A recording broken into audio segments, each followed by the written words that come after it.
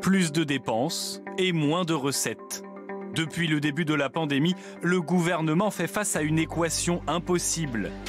Maintenir le budget de la santé à l'équilibre, alors que l'exécutif a dépensé sans compter durant toute la crise. Résultat, un déficit record de la sécurité sociale qui s'élève désormais à 52,2 milliards d'euros. Historique et extrêmement inquiétant selon les propres mots de Gérald Darmanin, le ministre de l'Action et des Comptes publics. 50 milliards d'euros de trou de la Sécu, on était quasiment à la fin du trou de la sécurité sociale grâce à notre gestion. Effectivement, ce sont des chiffres qui peuvent donner le vertige. Sur ces 52 milliards, le déficit de la branche santé de la sécurité sociale représente à lui seul plus de 30 milliards d'euros.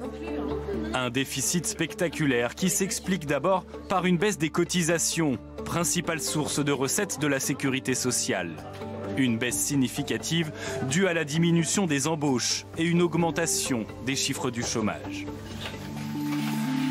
Autre raison, une explosion des dépenses pour assurer le bon fonctionnement des services de santé durant la pandémie qui alourdit encore un peu plus la facture.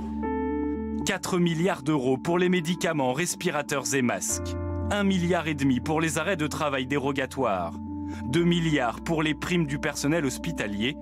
1 milliard pour la médecine de ville et enfin 1 milliard pour les primes du secteur médico-social. Au total, la crise sanitaire aura coûté à l'État français pas moins de 9,5 milliards d'euros, rien qu'en dépenses de santé.